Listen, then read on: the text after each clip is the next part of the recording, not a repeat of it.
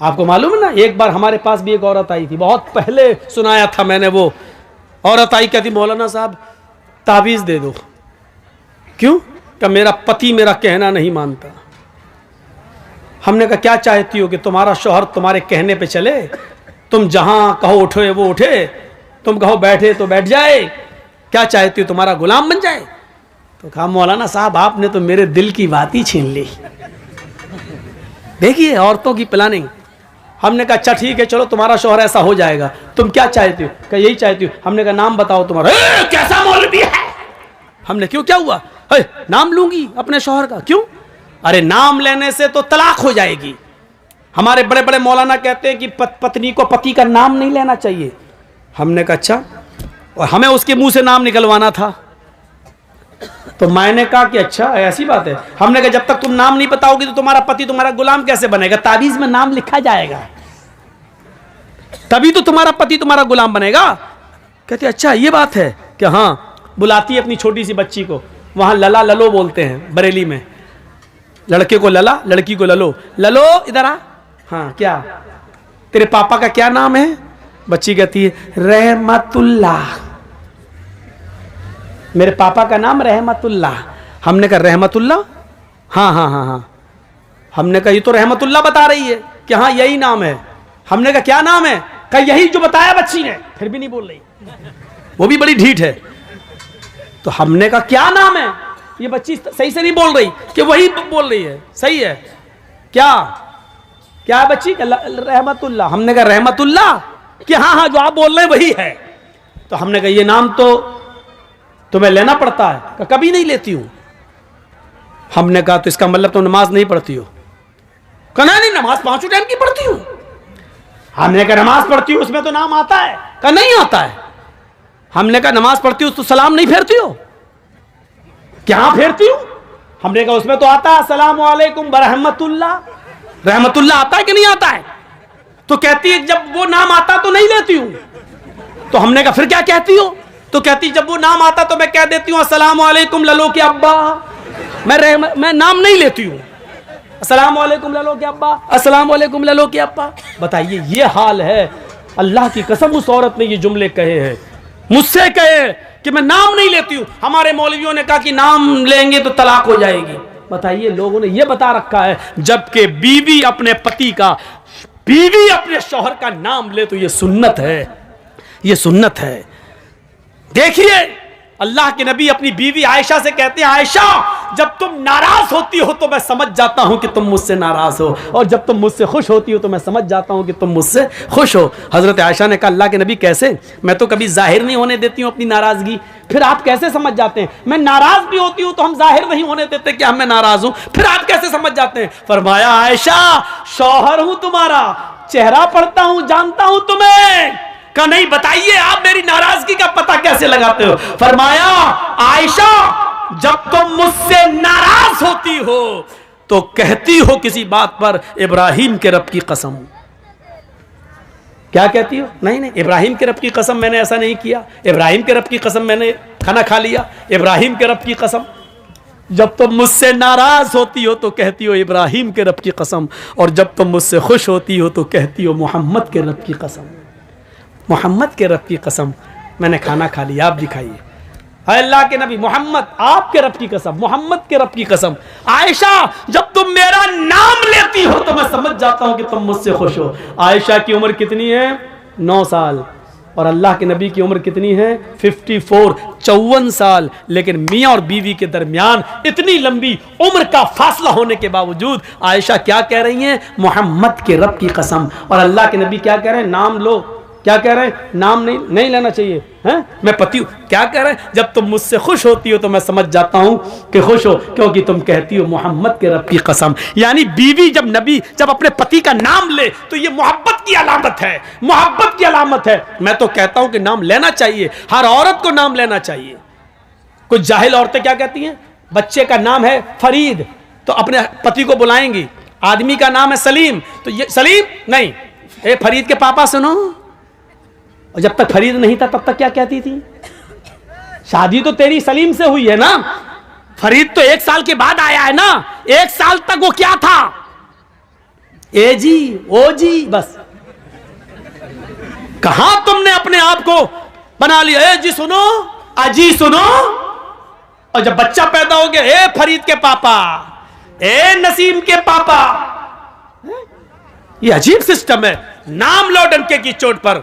तो मेरे भाइयों, हजरत फातिमा ने भी क्या कहा था, आए अली, जब मेरा इंतकाल हो जाए तो मुझे रात की तारीकी में इशा के बाद मुझे कब्रिस्तान ले जाना दफनाने के लिए, दिन के उजाले में नहीं। फातिमा ने नाम लिया, अली जब मेरा इंतकाल हो जाए तो दिन के उजाले में मुझे दफन मत करना, कब्रिस्तान मुझे इशा के बाद ले जाना। फरमाया, फातिमा ऐसा क्यों कह रही हो? अगर तुम्हारा इंतकाल फजर के बाद हो जाए तो क्या मैं इशा के बाद ले जाऊं? तुम्हारे नबी ने, तुम्हारे अब्बू ने तो कहा मैयत को जल्दी कब्रिस्तान ले जाओ। कहा सब कुछ ठीक है, लेकिन मुझे रात में कब्र में ले जाना, रात में दफनाना। कहा क्यों? कहा अली, मैं नहीं चाहती हूं कि मेरे मुर्दा जिस्म पर पड़े हुए कफन पर भी किसी गैर मर्द की नजर पड़े। मेरे मुर्दा जिस्म पर पड़े हुए कफन पर भी किसी गैर मर्द की नजर पड़े। यह था पर्दा। यहां तो एक कुतिया के पीछे 10-10 कुत्ते लगे। सीखो पर्दा। यह पर्दा था। मेरे मुर्दा जिस्म पर पड़े हुए कफन पर भी किसी गैर मर्द की नजर ना पड़े।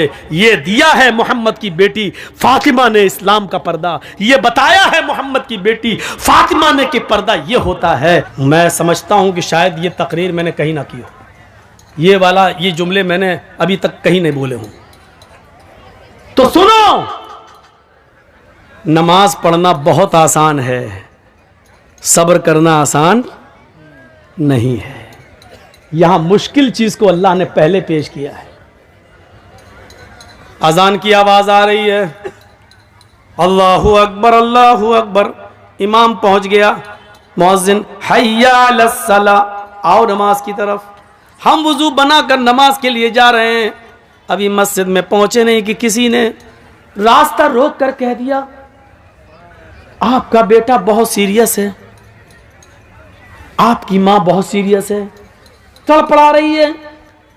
मेरे भाइयों, यकीन मानिए कि ऐसे मौके पर इंसान का सब्र का पैमाना लबरेज हो जाएगा। अपना बेटे का जब बीमारी का नाम सुनेगा, हो सकता है कि फिर वो मस्जिद के दरवाजे तक भी न जाए और वहीं से पलटी मार दे कि नमाज तो मैं बाद में भी पढ़ लूंगा, कज़ा भी हो जाएगी। लेकिन बेटे को वक्त से पहले हॉस्पिटल पहुंचाना जरूरी है। कहीं ऐसा ना हो कि हॉस्पिटल ले जाते हुए देर हो जाए और डॉक्टर ये कह दें कि तुमने 10 मिनट देर कर दी, अगर 10 मिनट पहले लाए होते तो मैं बच्चे को बचा लेता। मेरे भाइयों, ऐसे मौके पर इंसान पर सब्र नहीं होता है। सब्र करना बहुत मुश्किल काम है। इसलिए अल्लाह ताला ने कहा, नमाज तो तुम पढ़ ही लोगे, नमाज तो पढ़ना बहुत आसान काम है, लेकिन बेटे की बीमारी, माँ की और बाप की बीमारी सोच सुनकर तुम पे सब्र नहीं हो सकता है। इसलिए ऐसे मौके पर सब्र का दामन तुम्हें नहीं छोड़ना है। इस मौके पर सब्र के जरिए अल्लाह से मदद मांगो।